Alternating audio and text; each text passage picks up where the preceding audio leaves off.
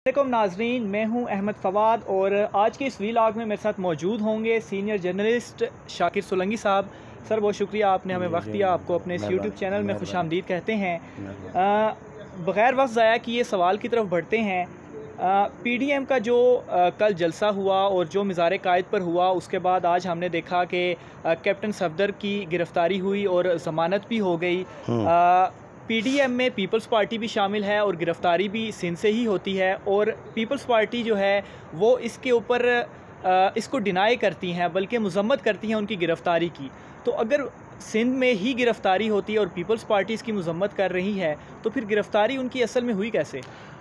देखें अमन भाई, इशू ये है कि जब से ये तहरीक शुरू हुई है, एपीसी जब से हुई है, जो इस्लामाबाद के होटल में हुई थी, उस दिन से हम ज़ाहिर है सारी दुनिया देख रही है, हम भी देख रहे हैं, आप भी देख रहे हैं और हम रिपोर्ट भी कर रहे हैं। हुकूमत ने हर हरबा इस्तेमाल किया है अपोजिशन को टारगेट करने का। सबसे पहले मौलाना फजल रहमान को ख़बरें चलवाई गई कि नेब ने नोटिस दिया है, यकम अक्टूबर को तलब कर लिया है। फिर ये 4-5 दिन 3 दिन ख़बरें, उनका मीडिया ट्रायल होता रहा। फिर ख़बरें चलाई गई कि नेब ने मौलाना फजल रहमान के असासों की तफसीलात भी हासिल कर ली है। फिर मौलाना ने भी ज़ाहिर तकरीरों में नेब की क्लास ली, तो उसके बाद नेब ने वजाहती एक बयान जारी कर दिया कि मौलाना को बुलाया जाएगा, यानी बुलाया नहीं गया। उसके बाद फिर नून लीग वालों के ख़िलाफ़ बगावत का मुकदमा हुआ, उसमें भी हुकूमत को सुबकी हुई, कमीशन कायम हुआ, इन्वेस्टिगेशन हुई। फिर फ़ैसला किया कि भाई, क्योंकि लान तान इतनी हुई हुकूमत को और जो तनकीद हुई कि भाई ये जमहूरी हुकूमत अपने आप को कहला रही है, ये तो आमरों के दौर में होता है, सियासी कारकुनों के पे मुकदमात, गद्दारी के इल्ज़ामात ये आमरों के दौर में होते हैं, ये कैसी जमहूरी हुकूमत है। अब फिर ये कराची का जलसा हुआ है, अब गुजरांवाला का जलसा हुकूमत के लिए बड़ा यानी एक झटका था हुकूमत के लिए। उसके बाद जो नवाज़ शरीफ की तकरीर थी वो सख्त तकरीर थी, इसमें कोई शक नहीं है।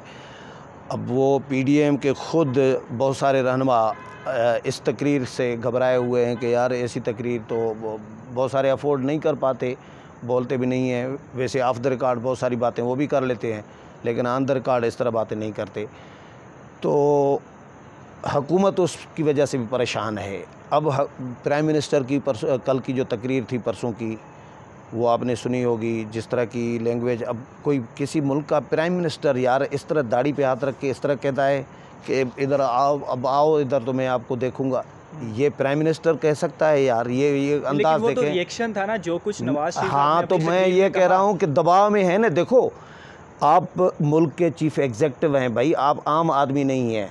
आप रात मरियम नवाज़ ने तकरीर में यही कहा है ना कि आपको पता होना चाहिए कि प्रेशर हो तो प्रेशर में किस तरह डील करना है, किस तरह ग्रेस दिखानी है, आपको ये पता होना चाहिए। आपको, आप प्राइम मिनिस्टर हैं, आप कभी दाढ़ी पे हाथ रख रहे हैं, कभी कह रहे हैं कि नवाज़ शरीफ गीदड़ है, ये दुम दुबा के भाग गया, ये ज़िया का जूते पालिश कर के ये वज़ीर आला बनाए। भाई आपने नौजवानों को बुलाया हुआ है, एक मिनट, टाइगर फोर्स को, नौजवानों को, यंगस्टर को, बच्चों को बुलाया हुआ है। आप उनको अखलाकियात का क्या सबक सिखा रहे हैं कि आप प्राइम मिनिस्टर हैं, कि आपकी तरह की ज़ुबान जो है, नाज़ेबा अल्फाज जो है, जो थड़े वाली लैंग्वेज जो है, देहात की, गाँव की, पिंड की, ये पार्लिमानी ज़ुबान होती है यार इस तरह की। नहीं, अच्छा, आप चूँकि सीनियर भी हैं, आप मुझे करेक्ट भी कीजिएगा कि आपने जैसे कहा कि जमहूरी हुकूमत है, तो ये इनके ऊपर जो गद्दारी के मुकदमात बन रहे हैं, तो क्या इस तरह नहीं होता रहा माजी में कि नवाज़ शरीफ जो है वो अपनी दौरे हुकूमत में बेनज़ीर भुट्टो के साथ उन्होंने क्या कुछ नहीं किया, क्या नैब उन्होंने नहीं बनाई, क्या मुकदमात उन्होंने नहीं बनाए, और वो बहुत सारे वाक़यात हेलीकॉप्टर से उनकी किस तरह नाज़ेबा तस्वीरात जो हैं वो फेंकी गई। तो ये आज वही दोनों हैं, मरियम नवाज़ और बिलावल भुट्टो हैं, वो कहते हैं कि वो बहन भाई थे। और बहुत अच्छा सवाल है, बहुत अच्छा सवाल है आपका, वाकई रियली बहुत अच्छा है, मैं अप्रिशिएट कर रहा हूँ। के जहनों में तो यही इशू ये है मेरी जान कि माजी में ये खुद सियासी जमातें जो हैं, नून लीग और पीपल्स पार्टी, खुद तस्लीम कर चुकी हैं, 12 तस्लीम कर चुकी हैं और कि हमने माजी में गलतियाँ की, एक दूसरे के ख़िलाफ़ जो कुछ किया, मुकदमात दायर किए, गिरफ़्तारियाँ की, इंतकामी कार्रवाइयाँ की, हमने ये गलत किया था, हमें नहीं करना चाहिए था। उसके बाद फिर मोहतरमा बेनज़ीर भुट्टो और मियाँ नवाज़ शरीफ ने फिर एक मीसाक जमहूरियत साइन किया था 2006 में। उसमें यह तय हुआ कि भाई आइंदा जो भी हुकूमत में आएगा वो दूसरी अपनी अपोजिशन के ख़िलाफ़ कोई कार्रवाई नहीं करेगा, कोई मुकदमा दायर नहीं करेगा, गिरफ़्तारियाँ नहीं करेगा, और अपोजिशन भी हुकूमत को गिराने के लिए कोई साजिश नहीं करेगी किसी गैर जमहूरी क़ुव्वत के साथ मिलकर। ये भी तय हुआ था। पीपल्स पार्टी का, मुशर्रफ के बाद पीपल्स पार्टी का दौर आया। पीपल्स पार्टी का दौर मैं ऑन द रिकॉर्ड कह रहा हूँ, ये व्यूअर्स के, आपके व्यूअर्स के लिए भी कह रहा हूँ, मैं चैलेंज करके कह रहा हूँ, क्योंकि मैं इधर 5 साल था ना, मैंने कवर किया है पीपल्स पार्टी को भी, नून लीग को भी, मुशर्रफ दौर को भी। एक भी कोई बंदा बताएं नून लीग का जो पीपल्स पार्टी ने गिरफ़्तार करके जिसको जेल में डाला हो, कोई एक बंदा इन 5 साल में, या एक मुकदमा मुझे कोई बताए कि किसी सियासी वर्कर के ख़िलाफ़, किसी सियासी रहनुमा के ख़िलाफ़ मुकदमा पीपल्स पार्टी ने 5 साल में, जरदारी के दौर की बात कर रहा हूँ मैं, कोई दायर किया हो? बिल्कुल नहीं किया। सुने, नहीं, जो नवाज़ शरीफ साहब गए, मैं वो उसी पे आ रहा हूँ। फिर नवाज़ शरीफ का जब दौर आया, नवाज़ शरीफ के दौर में नवाज़ शरीफ ने ख़िलाफ़ वर्जियाँ की। नवाज़ शरीफ ने बहुत और ख़िलाफ़ वर्जियाँ भी की हैं, सब ने की हैं। जरदारी साहब ने नवाज़ शरीफ के साथ भूरबन मुआहदे की ख़िलाफ़ वर्जी की कि ये कुरान और हदीस तो नहीं है। नवाज़ शरीफ, फिर इन्होंने आपस में मामला तय कर लिए, ठीक हो गए। फिर नवाज़ शरीफ वज़ीर आज़म बने तो जरदारी साहब ने कहा कि मियाँ साहब हम 4 साल आपके साथ सियासत नहीं करेंगे, 5वां साल जो इलेक्शन को होगा फिर हम सियासत करेंगे, 4 साल आपके साथ होंगे। हुआ ये कि जरदारी साहब और मियाँ साहब की हमागी बढ़ गई कि भाई अब गैर जमहूरी क़ुव्वतों को नहीं आने देंगे, रास्ता रोकेंगे, ये वो। जरदारी साहब ने एक बयान दे दिया, हम आपकी ईंट से ईंट बजा देंगे, आप तो 3 साल के लिए आते हैं, हम सारी ज़िंदगी रहेंगे, अवाम के नुमाइंदे हैं। उसके बाद जरदारी साहब ने मियाँ साहब को फ़ोन किया। मियाँ साहब ने उस रात डिनर रखा हुआ था PM हाउस में, वज़ीर आज़म थे उस वक़्त मियाँ साहब, डिनर रखा हुआ था, वो डिनर कैंसिल कर दिया मियाँ साहब ने। जरदारी साहब उसकी वजह से आज भी मियाँ साहब पर भरोसा नहीं करते कि मियाँ साहब किसी भी वक्त पतली गली से निकल जाते हैं। सुने, अच्छा, पीपल्स पार्टी के दौर में फिर गिरफ़्तारियाँ भी, नून लीग के दौर में पीपल्स पार्टी के रहनुमाओं की गिरफ़्तारियाँ हुई। शर्जील मेमन अंदर था, डॉक्टर आसिम अंदर था, हामिद सईद काज़मी अंदर था, बहुत सारे और लोग पीपल्स पार्टी के इन्होंने गिरफ़्तार किए थे। उस पर भी इनको अब निदामत हुई है कि ये हमने जो किया था गलत है। अब जो है नवाज़ शरीफ की सूरत में हम सिंधी, पंजाबी और जो सिंधी, बलोच और पश्तून है और सराइकी है, ये वहाँ पर ये सूबों में ये तसरुक अभी बढ़ रहा है कि नवाज़ शरीफ की सूरत में पंजाब निकला है, पंजाब की अवाम निकली है, क्योंकि ये तो मानना पड़ेगा कि नवाज़ शरीफ के साथ अवाम तो है ना, नून लीग बड़ी पार्टी तो है ना पंजाब की। एक सवाल यहाँ पर पैदा होता है कि यकीनन व्यूअर्स के माइंड में भी ये आया होगा कि माजी में नवाज़ शरीफ जो बेनज़ीर के साथ करते रहे, फिर 2007 में वो जो मुआहदा हुआ, फिर उसके बाद फिर से नवाज़ शरीफ ने क्या किया, अपने दौर में पीपल्स पार्टी के रहनुमाओं, ये तो हो गई बात ना, ठीक है, ये हो गई। तो बार बार एक चीज़ नवाज़ शरीफ साहब जो है वो ये कर रहे हैं। और अभी कल की बात है कि एक जो ख़बरें भी चल रही हैं, एतज़ाज़ अहसन साहब ने बीपर दिया GNN न्यूज़ पर कि एक फ़ोन कॉल के ऊपर नवाज़ शरीफ साहब क्या करते हैं, वो तकरीर नहीं करते।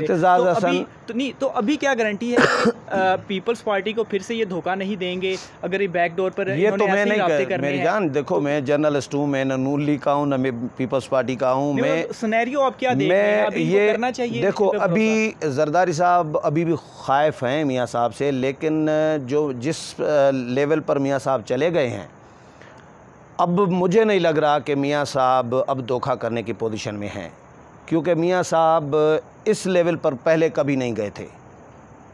ये बात समझने की है। अब जो जिस लेवल पे गए हैं, ये सवाल नहीं पैदा होता, मुझे नहीं लग रहा कि अब वापसी का कोई मियाँ साहब ने कश्तियाँ जला दी हैं।